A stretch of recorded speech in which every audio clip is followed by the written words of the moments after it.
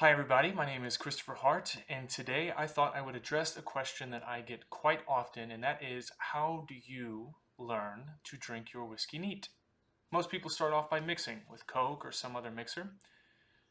Then they'll add an ice cube and drink it straight with an ice cube, eventually moving on to a few drops of water, and hopefully you get to a point where you are drinking it straight with nothing added to it.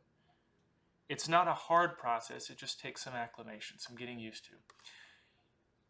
We in the US at least, we love shots. It's a big part of our zeitgeist. We like to shoot things back, and this is a horrible, horrible drinking practice that should be completely discouraged. Shots are a destructive, and I know what you're thinking. I'm being a fuddy-duddy. No, hear me out. This concept of drinking shots is just to get the alcohol in you. There's actually quite a bit of craft and artwork that goes into distilling spirits.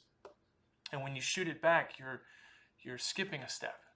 It's no different than scarfing down your fajitas or your delicious meal in front of you. There's a lot of effort and a lot of work put into making whiskey and your food, and you should enjoy it. It tastes quite good. So I thought what I would do is bring out a couple of unique bottles. Typically, you want to go from the lowest proof to the highest proof, and we're going to start with a bottle of Bourbon Supreme from the 1970s. This is an old vintage bottle of 1970s Bourbon Supreme.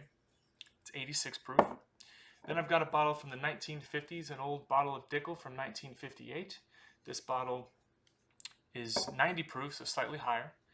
Then we've got a brand new release from Wild Turkey here in Texas called Rare Breed Rye. It's 112.2 proof.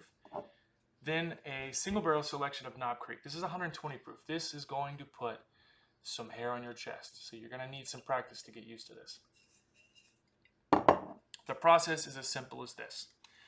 Spirits are meant to be drank and sipped neat. I mean, you can add whatever you want to it.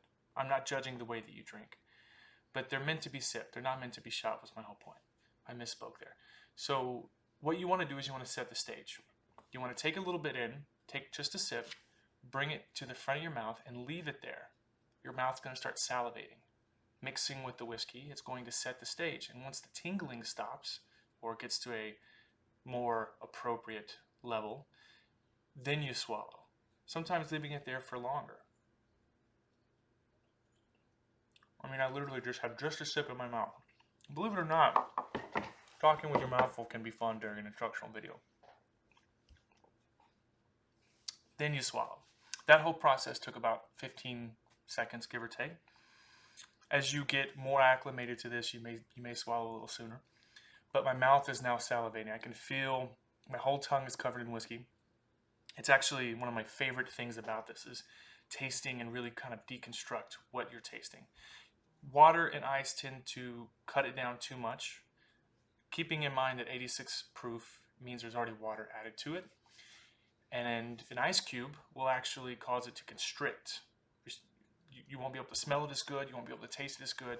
It'll kind of choke the whiskey. So a nice little sip, and then what you do is once your mouth is acclimated, you may take a bigger sip.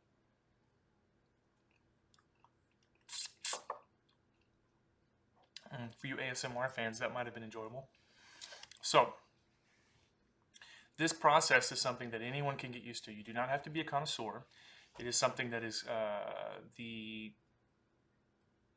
most people who get in this hobby, this is what they end up doing, drinking it neat. Now, you get to a certain point with certain proofs, you definitely want to add a few drops until you've really acclimated to it.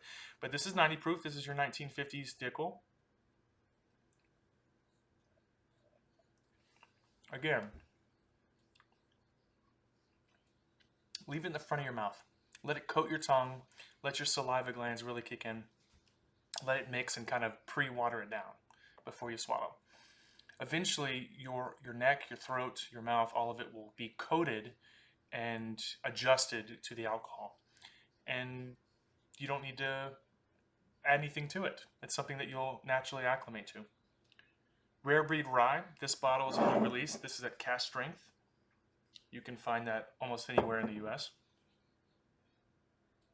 112 proof. Definitely a bit burny on the nose.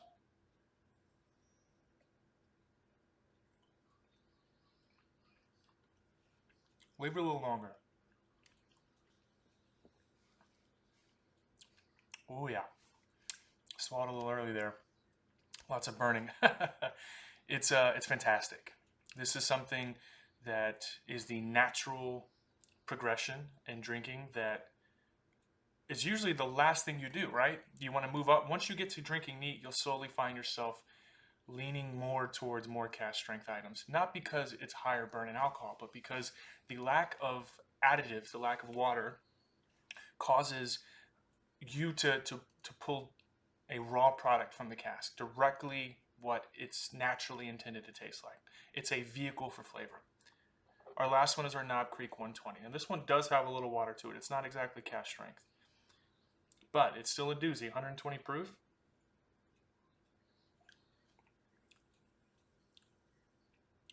Mmm. Tons of brown sugar.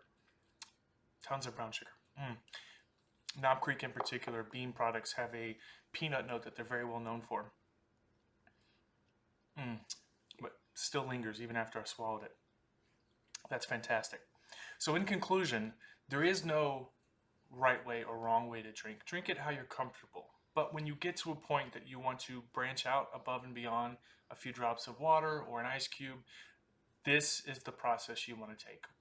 Pull out a few bottles that you, or go to the local liquor store and buy a few bottles. Focus on them from low proof to high proof, and slowly but surely allow your mouth and your body to acclimate to what you're tasting. It can be one of the most fun and rewarding experiences while still being very responsible in what you're doing. It's educational. Cheers.